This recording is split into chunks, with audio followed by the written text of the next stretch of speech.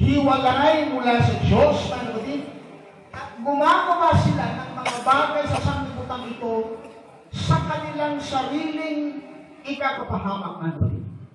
Na ito po yung tatlong klase ng mga tao sa panahon natin ngayon. I would say group of people sa panahon natin ngayon.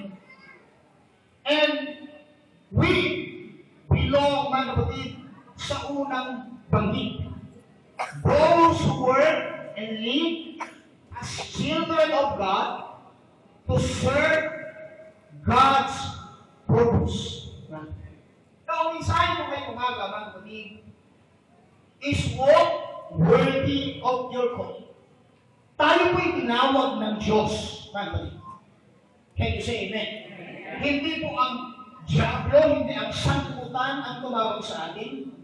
Tinawag tayo ng Diyos from darkness, out of darkness, into His marvelous light. Can you say amen?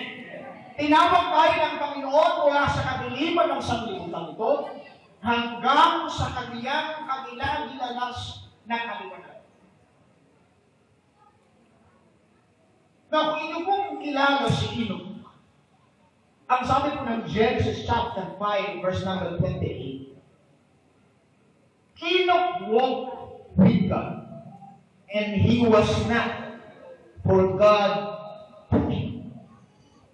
Ang sabi po ng Biblia, mga kapatid, si Enoch, lumalakad siya kasama ng Diyos. Now, in his generations of the wicked, there was a man na lumalakad, mga kapatid, in spite of the wickedness, in spite of the iniquities, mga kapatid, ng kanyang environment, Enoch walked with God. Now, samantalang ang kanyang buhay o mundong kinabuhayan was growing progressively worse. Kumbaga, masama na rin yung kanyang panahon sa sama.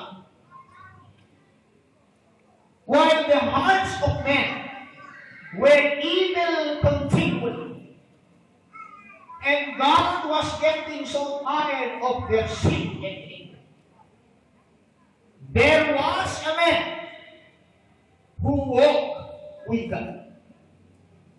Now, hindi po kakaiba yung mundong kinabuhayan natin ngayon, katananod, sa kinabuhayan ni Enoch noong panahon na yun. Nagpo-progress ang kasalanan, sobra, at ang sabi nga ng statement na kapatid ng isang komentary, growing progressively worse. At ang mga puso raw ng mga tao, mga kapatid, was evil continually. Yan ang narrative report ng Bible. Their hearts were evil continually. Parang ang hirap mabuhay sa environment na parang somehow punong-puno na kasalanan, karunihan, na hindi ka maapektuhan ng uri ng environment na kinabubuhayan. Somehow, sa isip ka na, sabi nga ng isang mga laro kahapon, if given a chance, maaari hindi tayo gumagawa ng kasalanan ngayon dahil sapagkat walang opportunity.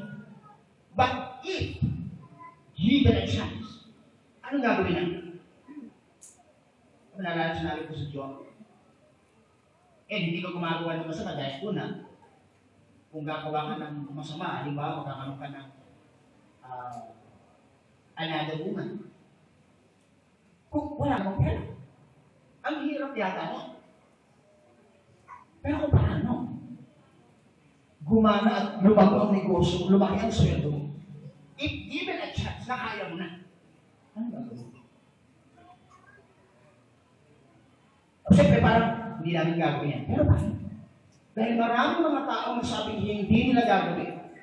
Pero nabigyan sila ng pagkakataon, hindi ng Diyos, ng sitwasyon, hindi ko sabihin. Anong ginawa nila? May mga asawa, iniwan yung asawa. Because of other woman. Dahil nabigyan sila ng opportunity. Na maaari na lalakad tayo mga kapatid sa gawain ng Diyos, sa paglilingkod sa Diyos. Because hindi tayo nabigyan ng opportunity gumawa ng ganun. But how if possible, mabigyan tayo ng opportunity makagawa ng kasalanan ng sitwasyon? Ano ba? Now, it is for you to decide. So, nagpo-progress, nag-worse mga kapatid, ang generation ilog. Samantalang ang kanilang puso ay masama na lamang parang. To the point na ang Diyos ay parang napagod na rin sa kanilang ginawang masama. To the point na ang Diyos that He regrets that He has made men on the earth. But there was a man who walked with God by the name of Enoch. Kahit masama ang sanglibutan niya, ang mga tao sa paligid gumagawa ng masama, may isang tao lumalakad na ang kanyang testimony sa Hebrews chapter 5, that he pleased God. Meron siyang strong desire to please God. Now, alam niyo mga kapatid na that man is innately flowed with sinful nature. Para sa bawat na nabanggit ng nakaraan, na minamana daw ang kasalanan. I would say, mga kapatid, hindi ko po yung pinaniniwalaan. Parang si Jacob ay nagsinungaling. Or kaya si Abraham ay nagsinungaling. Then yung kanyang next generation, nagsinungaling din. Hindi ibig sabihin na minana niya yun. Ginawa na lang rin yung ginawa ng ama niya. Hindi dahil sapagkat minana niya yung kasalanan. Ezekiel chapter 18 verse 14, 20, yung kasalanan mo sa iyo lang yun. Yung kasalanan ng anak, sa anak lang. Hindi ba? But then, siyempre, yung pattern of sin, pare-pares na yan. Now, so, totoo. Dapat kung naging matuwid ka, yung katwiran mo, binamana rin ang anak mo. Na kahit ang anak mo, hindi naman na maglingkod sa Diyos, hindi na kailangan dahil mamanahin na naman yung katwiran mo. But the same premise din, yung point. Pero ang totoo, hindi mo binamana ang kasalanan. Sabi na sa pagkakos, parang naluluyatan na hindi na kailangan yung salita ng ibang pamorita. Now sabi ko nga, hindi siguro ganun ang ibig sabihin na baka parang nag-skirt lang natin. Kaya pagdating sa conference natin, pakinggan natin mabuti yung mensahe ibinibigay sa atin. Baka kami, salita ko about 3 persons and 1 God, yun lang narinig mo. Baka akala mo, yun ang paniniwala. Pero ang hindi mo alam, binabanatan na natin habang sinasabi ko yun. Diba? So kaya, sa mensahe ng Diyos, kailangan mag-take heed tayo sa mensahe ng Panginoon. Ano mang bagay na ating pong napapakinggan, pakinggan natin. Now, bless tayo ng mensahe ng Diyos, and thank God for the message. But at the end of the day, lahat ng bagay na narinig niyong somehow very confusing sa inyo, itatanong niyo pa rin sa pastor niyo. Kaya salamat doon sa palitan ng pastor. Sabi ko, hindi siguro ganun ang ibig sabihin ng pastor na yun o ng ating po mga karami. Dahil nandun din naman ako at hindi naman po narinig na sinabi niyo. O kung ito para sa mga video ng kwento siya. Pero siguro hindi ganun ang point na natin na kanya pong sinasabi. Isang bagay na, narinig ko yung minanay yung isa ko sa sabi ko, okay ka mo, sabi niya, hindi naman. Maaring ginawa niya lang rin dahil nga sa di sana lahat ng anak niya, gano'n din ang ginawa. Kung minana talaga. Hindi dahil sa nagsinungaling ang tatay. Nagsinungaling ang anak. Minana ba? Hindi. Parehas lang kayo makasalanan ka sa kanya. Pwede rin sa kung nagsinungaling ka, pwede rin sa magsinungaling. Ano po ang nasa atin? Na naging bahagi ng original sin. Yung tinatawag na sinful nature. Yan po'y innately brought sa ating pong pagkatao. Yung tinatawag na depraved nature of men. Ito po ay natural result, or consequence ng original sin. And can be further aggravated by our personal sin. Now, meron tayong nature of sin. Pero lalong nag-aggravate, lumalala yung kalikasan natin makasalanan sa continual sin na ginagawa natin. O meron tayong sinful nature, depraved sinful nature. When we say depraved, meaning to corrupt, pervert, or make bad. Yan ang depraved nature. Gagawin talaga kahit anong gawin mong mabuti, masama ka pa rin. And that is your nature. Kaya walang makapagliligtas sa ating kalagayan o sa ganyang kalagayan natin. Hindi natin kayang baguhin ang ating mga sarili. Hindi natin kayang iayos ang ating mga sarili by our own personal effort. Maaari meron ka nang sinasabi sa isip mo, but then hindi mo talaga kayang gawin pagdating sa nature of sin. Wala tayong kayang gawin. Because kung kaya natin gawin na iligtas ang ating mga sarili or baguhin by our own personal merit ang ating mga sarili, ang pinakamalaking blunder na ginawa ni Jesus ay ang mahayag sa laman para makagawa. The Word was made flesh and dwelt among men. That's why I am here.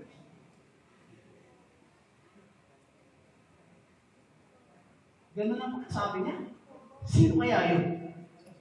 So the Word was made flesh and dwelt among us. And we beheld His glory. That's why I am here. The appointed Son of God.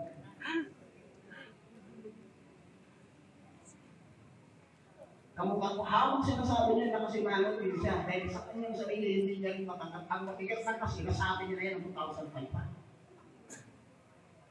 Ang dami ng taong sumusunod sa iyo, yung prestige ng buhay ko, yung magandang kalagayan sa buhay, para baguhin mo yung sinasabi mo. Siguro, pagbayaran mo na lang sa NPM dito. Kasi nag-enjoy ako sa buhay ko ngayon.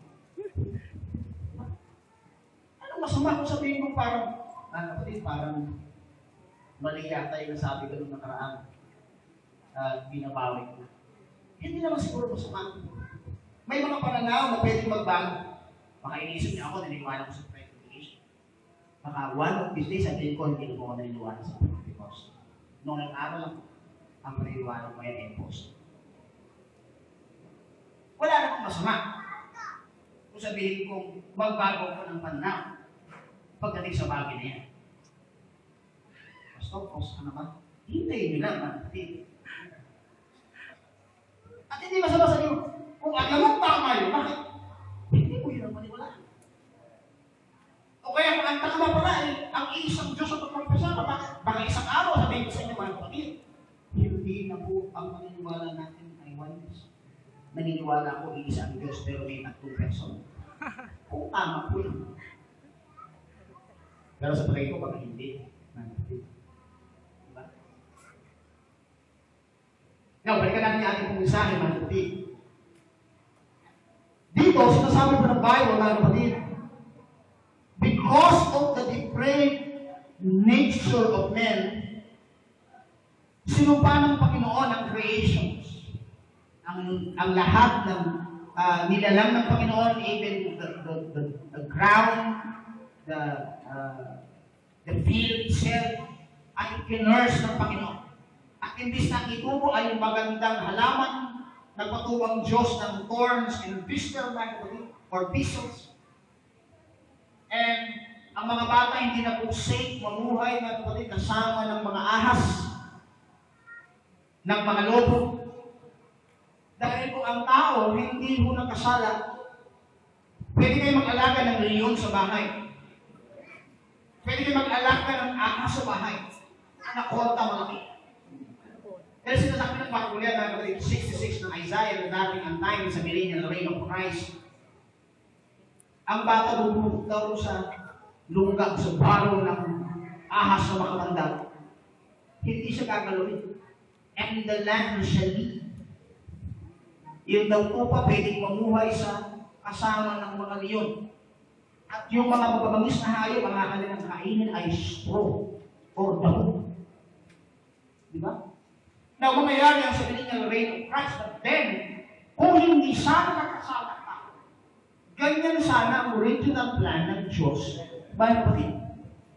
But then, because of sin, sinumpa ng Diyos, hindi ka na safe, henceforth, mga kapatid, ang kapatid ay binibetray ang kanyang kapwa kapatid. Ang anak na babae, mga kapatid, ay gumagawa ng against his mother. Yung ating pong environment, wala pong environment, mga kapatid, regardless of how pure we live, ay maaaring makapag-eliminate sa evil impulses at inordinate passion ng isang tao at ng puso. Gaano man ka-pure ang uri ng isang libutan, cannot eliminate the evil impulses and inordinate passions of human heart. Only the redemptive blood of Jesus Christ. Amen. Walang sino mang pwedeng magbago ng ating pong kaisipan, ng ating pong kalagayan, maliban na lang sa ating pong Panginoong Jesus. Sinasabi po ng Bible, mga kapatid, 2 Timothy chapter 3, verse 12, that all that will live godly in Christ Jesus shall suffer persecution. Yung daw mga taong nabubuhay ng banal dahil kay Jesus ay makakaranas ng kahirapan at ng mga puso. Ang lahat ng mga totoong mananampalataya ay makakaranas ng ganitong klaseng bagay, ng sufferings, ng persecution, ng kapatid.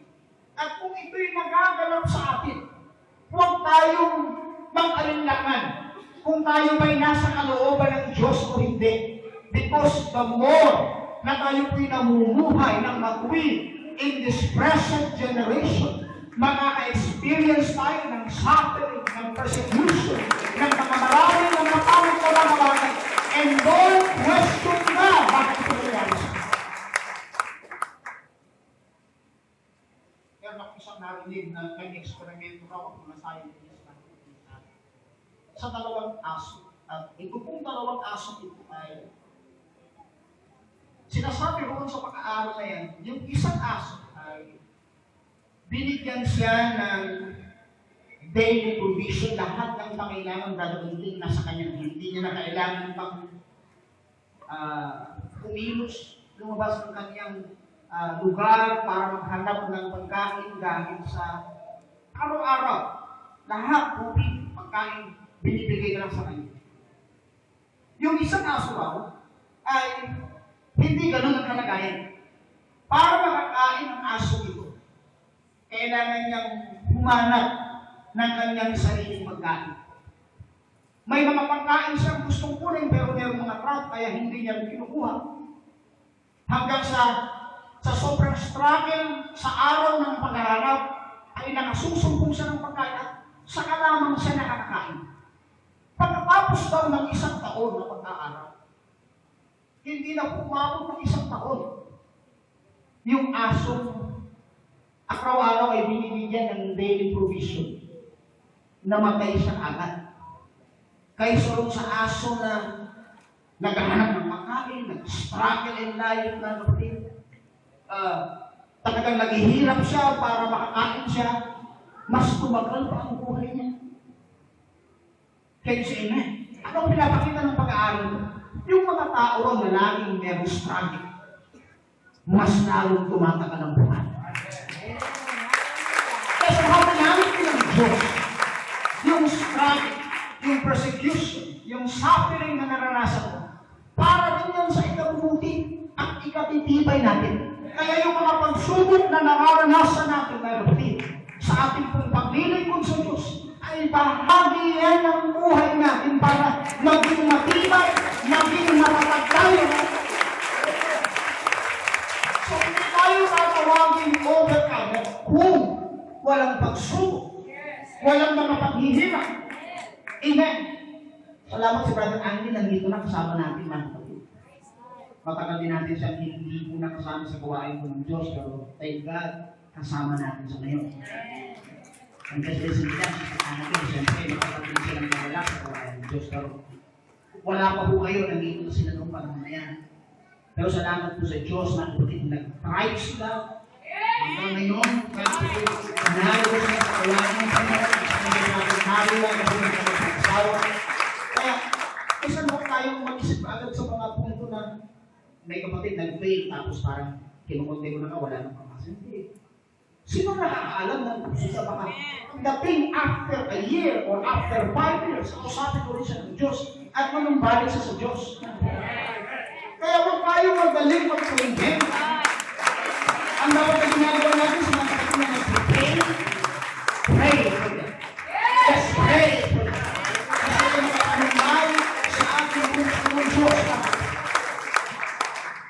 But it doesn't mean na ito condone nyo ng pastor ang ginawa mong mali. Pag mali talaga. Kaya kung pagalitan ka ng pastor, huwag ka magagalit. Amen.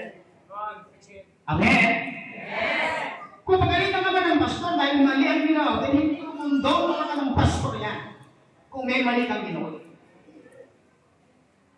Salamat talaga, meron akong pastor. Meron kayong pastor. Well, reason why, kaya kahit ano pwede mo nang gawin. Pag walang sumasaway sa'yo. Ayaw ko sila magbigat, brother. Hindi ka marunong. Ayaw ko sumasaway. But blessing na sa'yo pag may sumasaway sa'yo. Ang problema lang, kung hindi ka talaga marunong makinig.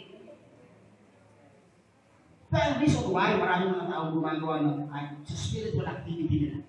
Na iniisip nila kala nila tama dahil walang sumasaway sa kanilang mali yung ginagawa. Yung mga estudyante na gusto mag-teacher, dapat kami tuturo sa kanila ay mastermind. Hindi pwede kang magturo sa mga nag-aspire para maging guro. Ay pangkaraniwang being teacher. Dapat master na yan. Kaya hindi yan parang, yung mga teacher na nagtuturo sa public school, ay magtuturo sa isang university. Hindi pwede. Dapat may tuturo sa university mayroong master niya. Diba? Bakit? Kasi ahead sila sa estudyante nila dapat. Kahit na itong mga estudyante mag-teacher ito, pero hindi pa karaniwang teacher na magtuturo sa kanila. Dapat na magtuturo master. The same thing sa gawain ng Diyos. Ang reason why kaya maraming mga taong naliligaw, even in their personal experience with God, and hope lang. Na parang, yung sinasabi niya ng pastor ng nakaraan, ako rin naman nakarinig sa Diyos. But si Moses lang bang kinakausap ng Diyos? Pag inisip mo yung ganung bagay, you have prepared doon sa tao na ginagamit ng Diyos ay. Amen. And so much so, nagpipag ka hindi sa kanya kundi sa Diyos. The reason why, maraming ligaw, maraming mga tao parang, gusto kong gawin ito. Dahil ito ang sinabi ng Diyos sa puso. Ito yung mga taong hindi lang pinig sa kanilang mga ipin. Ito yung mga taong sa mahaw, inisip nila, kung si pastor kinakausap ng Diyos, ako din naman kinakausap ng Diyos. Pero hindi mo alam, totoo ang Diyos nakikipag-usap, hindi lang sa pastor. But somehow, God put an authority over you na dapat sunod.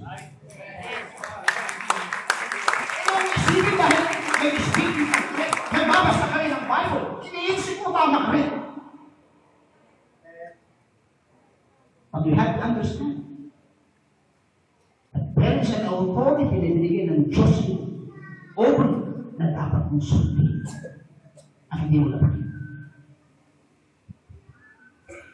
Ano yung democratic form of government? Hindi democratic form of government. So sinasabi ng democratic form of government, the voice of the people are the voice of God. That is wrong. Because in the church, ang form of government ng Diyos ay theocratic. God rules. Ang Diyos ang Diyos ang Diyos.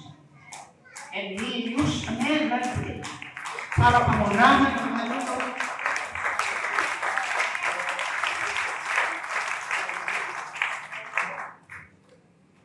So, ginagamit ng Diyos, mga kapatid, ang sufferings, ang struggles, ang persecution. Hindi para sa ikasasama, hindi para sa ikakapahamak natin, kundi para sa ikabubuti ng bawat isa. That's by verse 14 ng chapter 3 ng 2 Timothy. But continue thou in the things which thou hast learned. Magpatuloy ka sa mga bagay na natutunan mo and has been assured of. Kaya kahit maraming mong mga sufferings, maraming persecution, we understand, mga kapatid, na ito po'y bahagi ng ating pananampalataya. Let us continue. Kaya kapatid, sa paglilingkod sa Diyos, huwag natin hayaan ng ating pananampalataya, ng ating paglakad sa Diyos, mga kapatid, ay maapektuhan ng ating paligid. Yung paglilingkod ay sinasagawa natin. Yung commitment natin sa Diyos ay huwag salang maapektuhan ng ating kapaligiran, mga kapatid. Yung ating pong pagpatapat sa Diyos ay huwag salang maapektuhan ng evil of this world, mga kapatid. Ng kasalanan ng sanglibutan ito. Because anyone can walk with God and please God regardless of others, of what others are doing. Sapagkat kaya natin lumakad kasama ng Diyos, maging kalugod-lugod sa Diyos, kahit ano pang ginagawa ng maraming mga tao.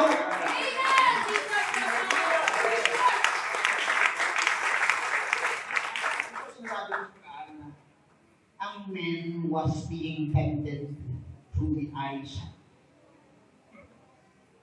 Ganun ang lalaki. Kaya, ang lalaki, pag nakakita ng, sabi ko sa Joy, mga cleavage, if given an opportunity, mga kapatid, makakita ka ng ganun. Ano lang? Ayaw mo sabihin, Pastor, ako naman ay, sabi ko kasi kumain alas. Hindi, with the Holy Ghost. But if given an opportunity, ano gagawin? Kung naalala ko sa kanya, nakatanong na parang ko lang ako the second book. Diba yung first book is premeditated, ganyan lang. Pero yung pangalawang tingin, premeditated din. Para nakakita ka ng maganda. Ang masalala, pagpas na yung maganda, nakatingin ka pa rin. And surely, man, that man is being tempted by our side. Walang psychology, walang anumang bagay. Man is being tempted by side. Nagpunta ka sa beach, sa Boracay. Anong tinitingnan mo ron? Agad. Yung mga puting buhangin na mga ganda. Thank you, Jesus. Yung may mga digyang. Dapat yung mga nakatupig sa kapatid. Tinitingnan? Oh, blessing ng Lord.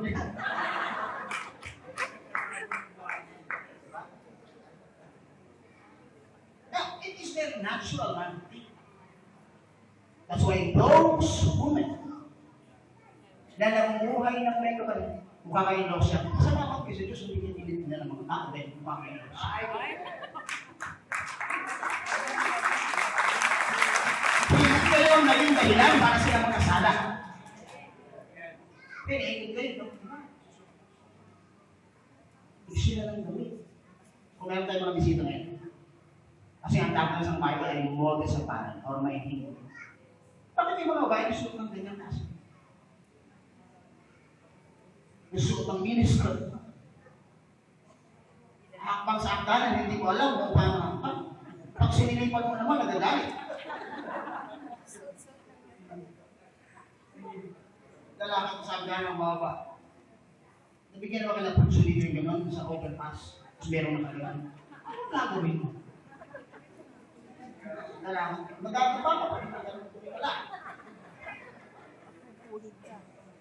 Naalala ko nakaupo sa McDonald's sa Tiago pa akong Bible School. Merong magandang babaeng nakabilis ka. Walang restaurant ng tipo.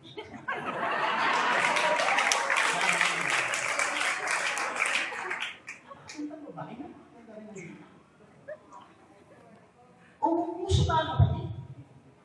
Kita pa kami ang gawin, hinihiyan ka ng gano'n. Ako po siya. Oh, Jesus. Tayo ako mag-post.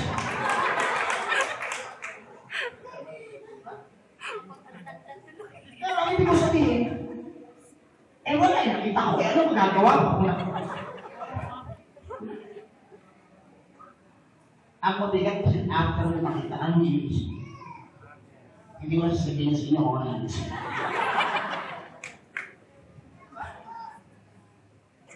So, nasa gandang kalagayan ka na. Somehow. Hindi mo sabihin, I am dead to sin. That's why may mga places na dapat hindi mo pinupuntahan.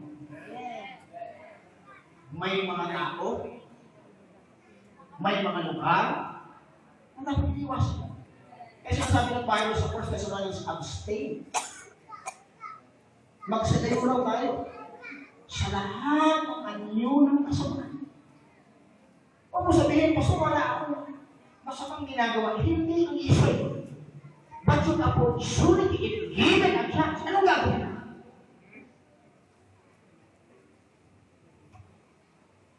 May magpakamsan tayo. Isang tayo sa Joy. Isang pastor daw na isang miyembro kapag yan magandang babae sa start. Siyempre, pastor, nagbibigay siya ng sinabi sa sarili niya na hindi ito. Emergency lang ako niya ako. Pastor, may problema po. Sige, tama mo. Wala ka nang tingnan. Wala kang iyakan. Ang masama nun, dahil nakawakan ka na, pag-iwalay yung dalawa, ano na sa isip? Wala yun. Wala yun. Diba? Is very natural. That is very natural. Kung sabihin, paano wala yun? Sinasabi mo lang yan, wala yun. Pero tutusin meron dating yun. Because sinful nature is innately nakabaon lang sa ating pagkatao na once na magalawin, hindi pwede, hindi yan ang buhay. So, yung sinasabi ng Bible, abstain from all appearance of evil. But then, pwede tayong lumakad ng kasama ng Diyos regardless of what others are doing. Now, the great difference between our generation and the generations of Enoch, mga kapatid. Si Enoch, mga kapatid, ay walang Holy Ghost. Wala po siyang Bible na nababasa kagaya natin. And that is the difference. Si Enoch ay meron sa kanyang puso na strong desire para i-please ang Diyos. Wala sa Holy Ghost, he was a Holy Ghost filled. Hindi po, wala pong Bible. Walang church fellowship na kagaya natin meron. Ano lang nakahilok? Si Enoch ay merong strong desire to please God. Tayo merong Holy Ghost, merong Bible, merong fellowship, pero somehow, hindi tayo nakakalakad ng maayos sa harapan ng Diyos. Alam mo, reason why? It is because of lack of desire. Ang demarcation line ng lahat ng mga bagay. A lack of desire has caused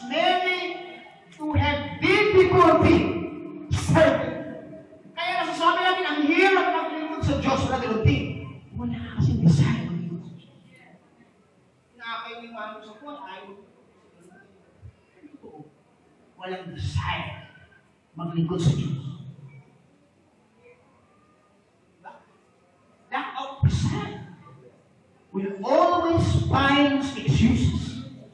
Like yung excuse, ayaw mo. Gusto ko sana, kaya ka. Hindi mo gusto ko. Dahil kung gusto mo, kahit anong gagawin mo. Kahit ano. Kung maliligo, kailangan magising ka ng maaga, magising ka ng maaga. Kasi maliligo ka. Gusto mo yung pero pag wala kami ito, kahit ang hali ka na mag-isip ako. Pero, kaya mong i-break ang cycle ng buhay mo, may seconds. So, because of lack of desire, maraming mga tao nahihirapan maglingkod sa Diyos. Ang question ngayon natin, ako tayo. How great is our desire to please God? Ito ba'y kasing lakas? It is strong enough na kapatid para tayo makatayo in this evil generation? Ito ba'y malakas, sapat na malakas sa panahon natin ito, mga kapatid? Now, si Enoch, before his translation, ginawa siya ng Joseph. Meron siyang testimony na siya po ay naging kalugod-lugod sa Diyos. Hebrews chapter 11, verse number 5, he has a testimony that he pleased God. Ang sabi ng Bible, Genesis 5:21-22, Enoch walked with God. And he was not because God has taken him. Pero ang sabi ng Hebrews chapter 11, verse 5, before his translation, he has a testimony to please God. So, yung salitang walking with God and to please God is the same sa context ng Bible. Now, yung paglakad sa Diyos has to do with how our life live. Kaya sabi ng Bible sa Ephesians 4, ingatan mo kung paano ka lumalakad. Ingatan mo kung anong klaseng buhay tayo na mabuhay sa mundo. And walk worthy of your vocation. Ang sabi ko ng Diyos. Now, ang general nature of walking with God is a persistent endeavor to hold our life open to God's inspection. Yan po yung general nature kapag ang tao lumalakad sa Diyos. Ang ibig sabihin, siya raw ang laging bukas na i-inspect ng Diyos and in conformity to the will of God. Lagi mong binubuksan ng iyong puso, Panginoon, i-check mo ang puso ko sa araw-araw. Nais kong umayon sa iyong kalooban. And the only reason that anyone would have for not walking with God is that they are seeking the wrong things. Ang tanging dahilan kung kaya bakit ang tao hindi nakakalakad sa Diyos because naghahanap sila ng maling bagay. Because when we walk with God, we become possessed by the things God is possessed with. Kung ano yung mga bagay ng Diyos, we are being possessed by that thing.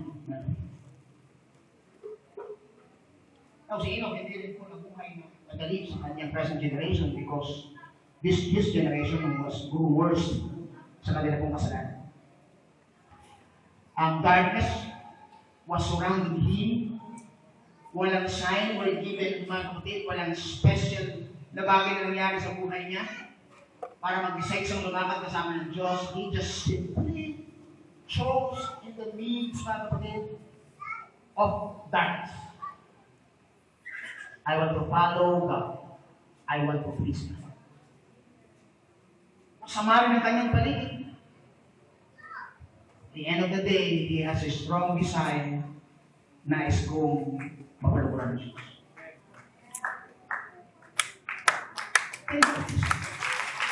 Wala sa perfect, wala sa Bible, wala sa Holy Ghost. Ang nasa puso niya is high. Gusto mong kalukuran, mapalukuran ng Diyos. Because there are many Christians today, mga kapatid, na meron tayong idea na dapat mapili natin ng Diyos 24 hours a day. Araw-araw yun. Dahil kung hindi natin siya pararamdaman araw-araw, hindi natin kakayanin. Somehow, may idea tayo ganyan. Maraming salamat mga kapatid sa emotional joy na binibigyan ng Diyos sa ating puso. Dahil sa ating paligtasan. Pero hindi po ang emotional joy ang nagiging dahilan para tayo manatili araw-araw sa ating paglilingkod sa Diyos. It is our faith in God. And faith, Brother Romy, ay hindi nakabasa sa iyong nararamdaman. Ang nararamdaman na parang ayaw mo punta ng church. Ayaw mo magpuri sa Panginoon. But it is your faith. Pero naman tayo nagpupunta sa Diyos, aminin mo yung sarili nyo na isang parang hindi na rin.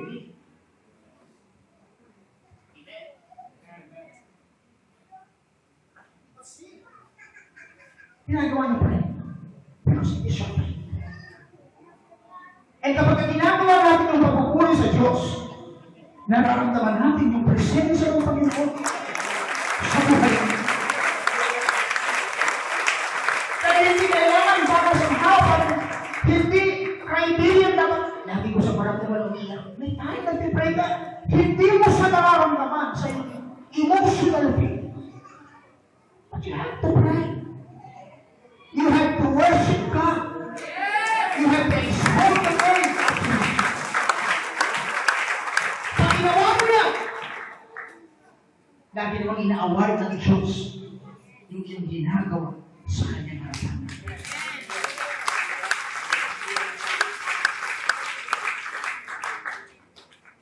The reason why non-prophetic men today have difficulty in serving God is that they are not willing to spend time with Him.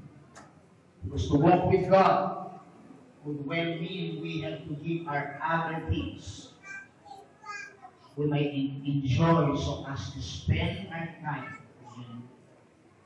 Ang paglakad daw sa Diyos ay nangangahulugan na may mga bagay tayong ibigay para magkaroon tayo ng panahon sa Diyos. Makipag-commune sa Panginoon. Ano ang bagay na ating ginagawa mga kapatid? No one lives for God faithfully in any generation ay hindi pakingulutan ng Diyos sa i-bless.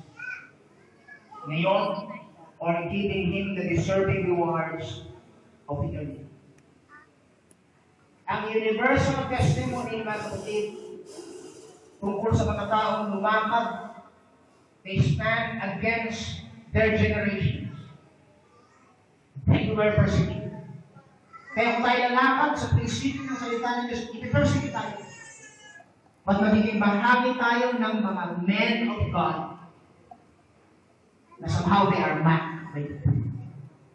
Si Noah was not. Elijah was hounded from end to end. Jeremiah, sa mensahero ng Panginoon, was put in a mavis thinking well. Hindi po siya makaahon. So sobrang payat niya para sa iahon, kailangan hawakan siya sa kilikili at lagyan ng pasahan dahil sa sobrang payat. Baka mapupulong man yung braso. Now this man wrote yung Book of Lamentation. Panaghuri. That's why Jeremiah was called the weeping prophet. Yung ministry sa Israel, kahit isang prophet Albert, wala man lang bumalik sa Diyos.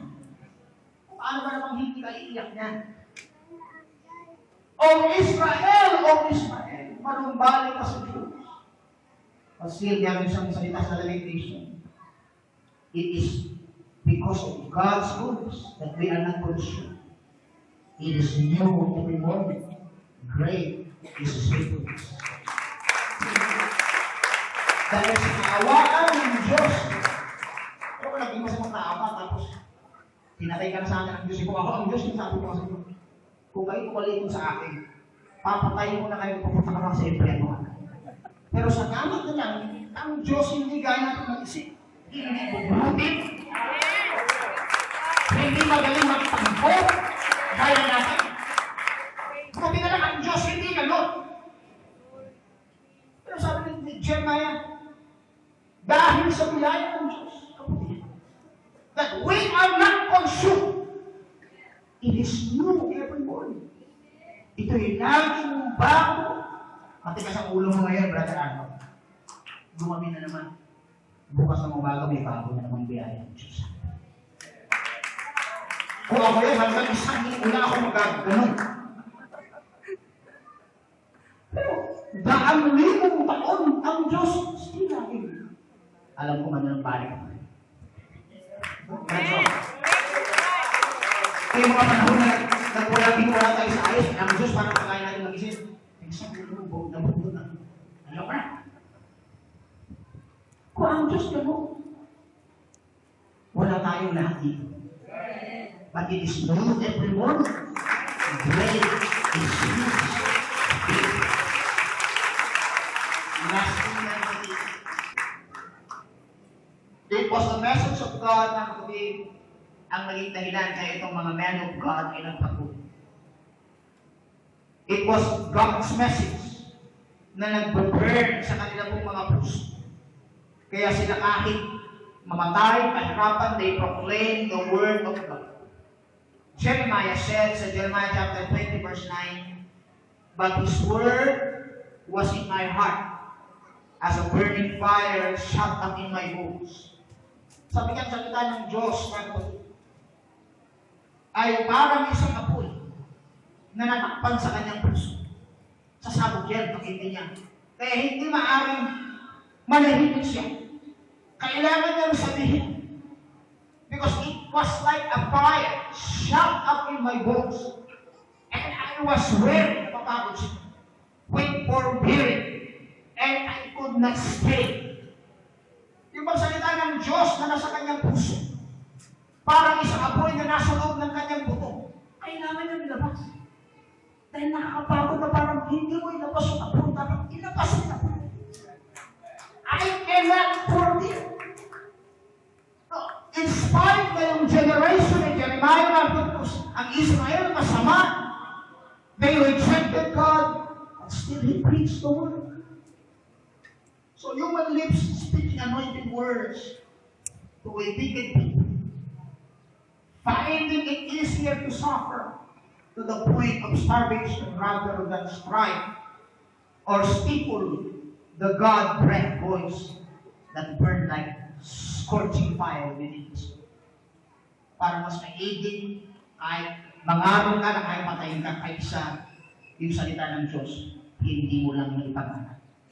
And it was an anointed word, man of God, na ginagamit in the church.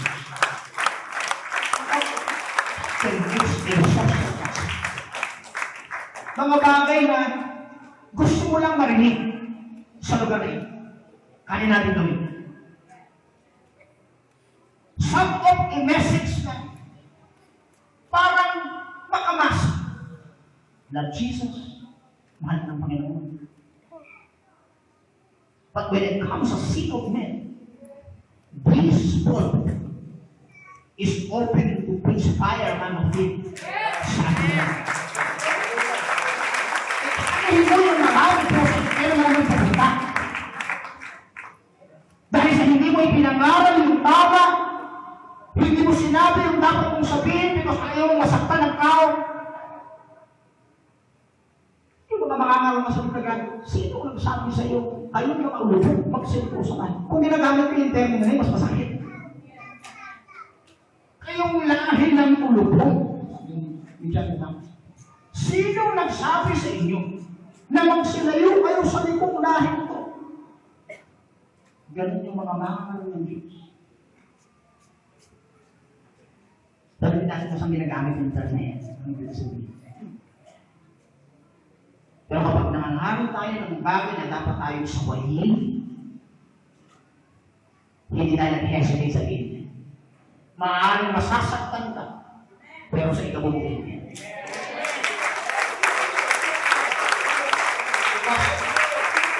It was not me, because ko po'y haeling ng mga marat. Hindi ako nalito because of the favor of men.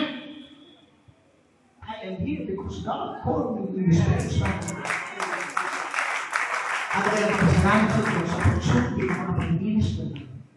So I encourage the church na mag-ingat tayo kung paano tayo lumalakad sa mundo. In this present generation, I would say, bukod sa salita ng Diyos, sa Espiritu ng Panginoon, mag-develop tayo ng strong desire sa ating puso that we need to please God. Mapanukuran natin. Sa lahat ng bagay na ginagawa natin, gusto ko mapanukuran natin. I want to please God. Hindi ka na kailangan magtayo ng pastor, sister, para saan ka nang ginagawa. Because in your heart, you have developed, I want to please God. Hindi yung pastor ko, but I want to please. I respect my pastor, but I want to please God. Hindi na hirap. Gawin yung dapat natin gawin sa Diyos. Basta meron tayong desire to please God. Kumain tayo lahat ng